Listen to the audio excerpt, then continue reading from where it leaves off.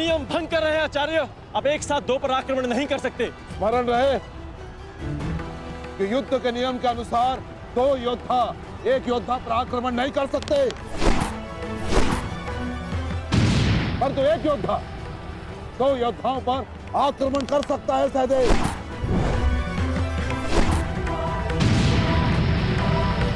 क्या करें नकुल, कुछ करना होगा। हमें गुरु दौड़ को रोककर अधिक से अधिक समय भ्राता भीम को देना होगा।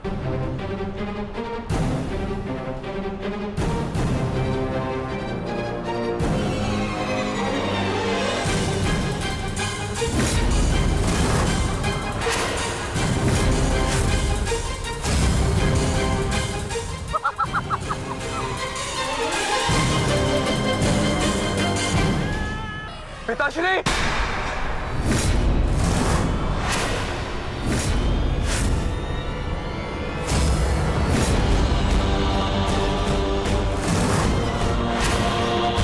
शस्त्र को नीचे करिए द्रोण, अन्यथा सदैव के लिए पुत्र से हाथ खो बैठोगे।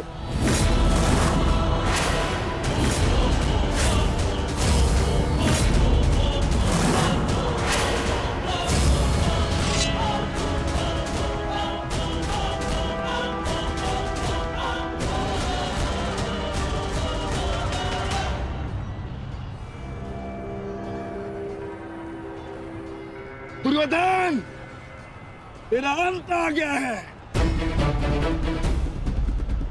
तुम्हारे पास दो विकल्प शेष है दुर्योधन। या तो देश युधिष्ठिर के समक्ष आत्मसमर्पण करो, अपनी सेना को पीछे हटने का आदेश दो, या फिर अपने प्राण यमराज को समर्पित करो।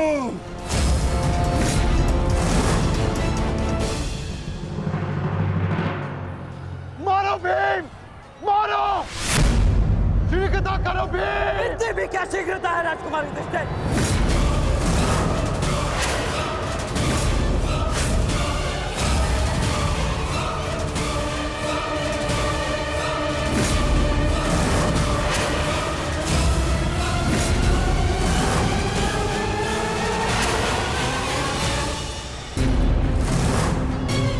मारो भीम, मारो! शीघ्रता करो भीम! इतनी भी क्या शीघ्रता है राजकुमार युधिष्ठिर?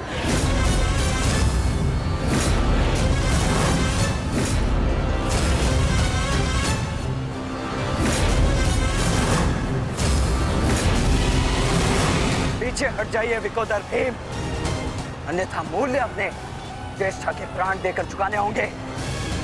नहीं भीम, नहीं!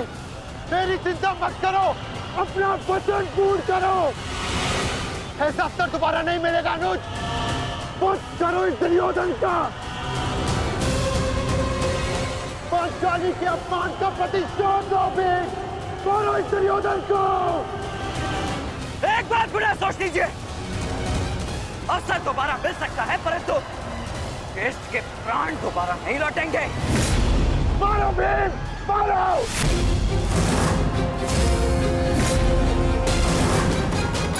दुर्योधन!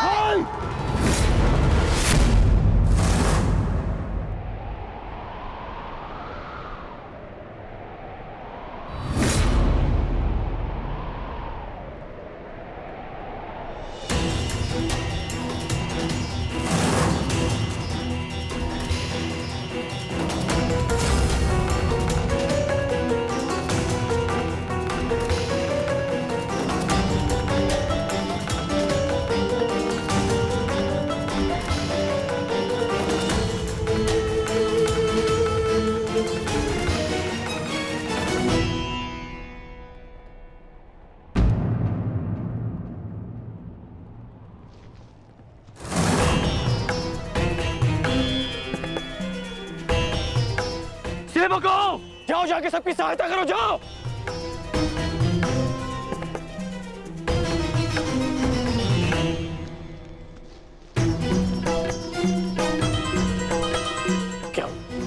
क्या हुआ?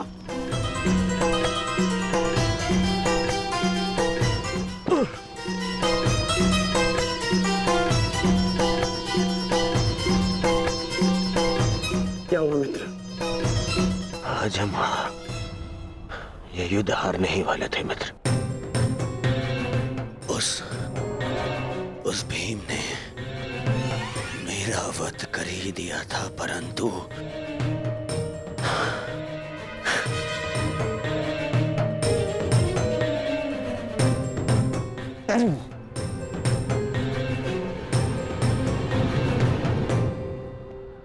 ठीक समय पर आकर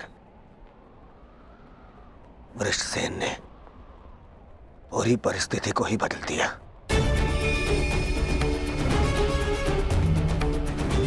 वीर वृषसेन ने आज न केवल मेरे प्राणों की रक्षा की,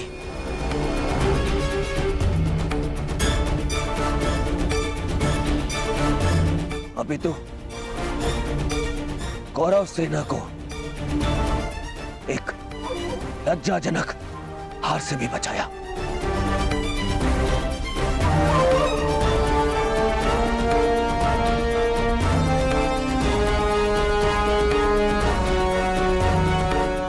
मैं गर्वित हूं तुम्हें अपनी सेना में पाकर पुत्र, गर्वित हूं मैं।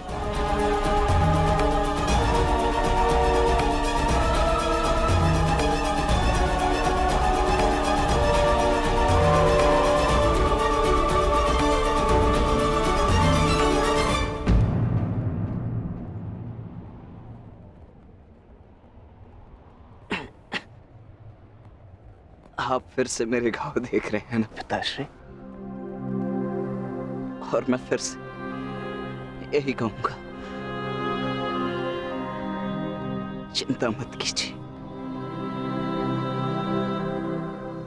आज का युद्ध समाप्त हुआ और युद्ध भूमि में जो कुछ भी हुआ उसे भुला देना ही श्रेयस्कर है, अपितु उन बाधाओं को समझने का प्रयास करना चाहिए जो हमें विजयश्री बनने या प्राप्त करने से रोक रही है।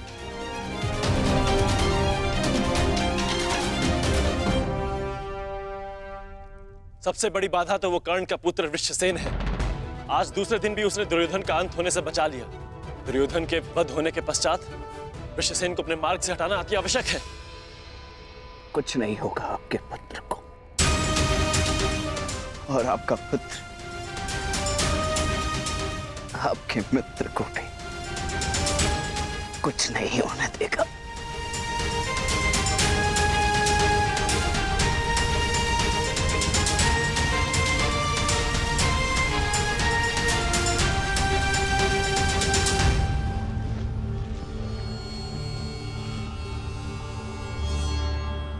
मित्र, आज का दिन हमारे पक्ष में नहीं था।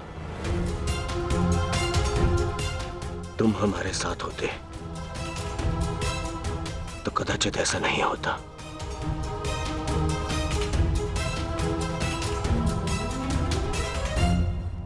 आज युद्ध भूमि में कौरव केवल धर्मराज युधिष्ठिर का वध करने का प्रयत्न करते रहे,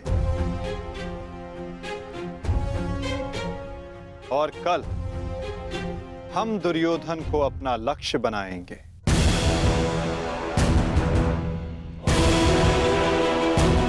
क्योंकि दुर्योधन के अंत के साथ कौरवों की पराजय भी निश्चित है।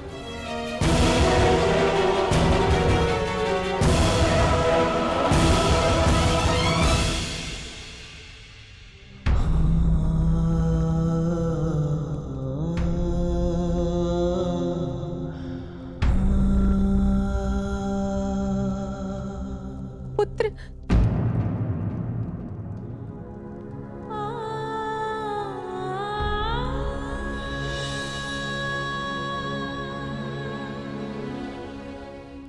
क्या दशा बना दी है इस युद्ध ने तुम्हारी। अरे माता, आप कब आई? माता हूं।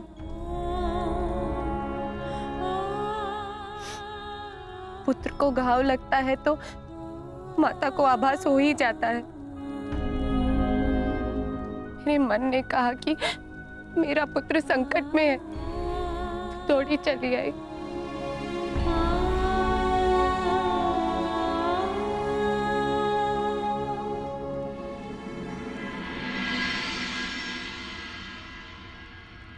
परंतु आप भी तो इसके पिता हैं। क्या अपने पुत्र की इस दशा को देखकर तनिक भी दया नहीं आती? अपने पुत्र के जीवन के लिए आपको कोई मोह नहीं? मैंने निश्चित कर लिया है,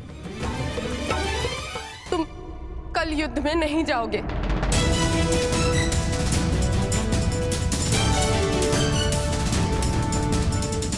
परंतु माता, मैंने कहा ना, ये मेरा अंतिम निर्णय है।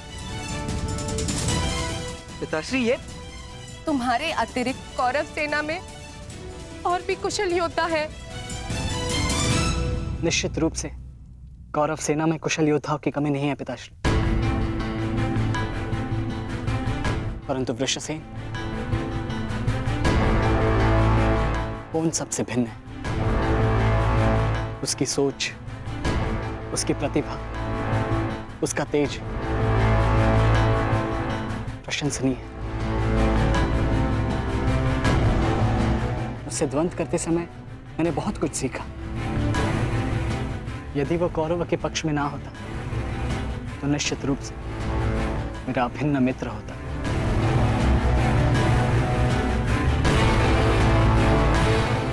परंतु समझ में नहीं आता कि उसमें इतना तेज आया कहां से। कुछ जन्म से, कुछ कर्म से। वो अंगराज कर्ण का पुत्र है,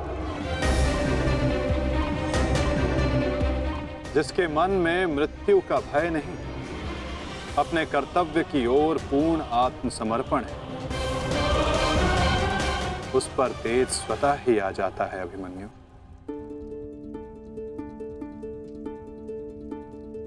मैं अपने कर्तव्य से मुख नहीं मोड़ सकता माता, क्षमा चाहता हूं। आप मुझसे मेरे प्राण भी मांगेंगी तो मैं अभी अपना शीश काटकर आपके चरणों में रख दूंगा, परंतु मैं अपने वचन से विमुक्त नहीं हो सकता माता। मैं वचनबद्ध हूं। मैं युद्ध में पराजित होकर लौटने वाला नहीं, या तो मैं विजयी होकर कंधों पर बैठकर आऊंगा, या वीर गति को प्राप्त करके कंधों पर लेटकर।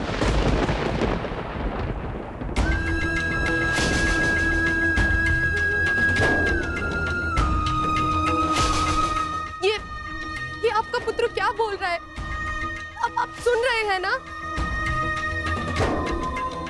मैं आपसे हाथ जोड़कर विनती करती हूँ स्वामी, रोकिए इसे। ऐसा कैसे होने दे सकते हैं? कुछ कीजिए।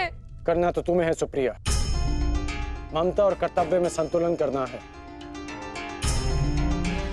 तुम एक योद्धा की माता हो, तुम्हें अपने हृदय को कठोर बनाना होगा।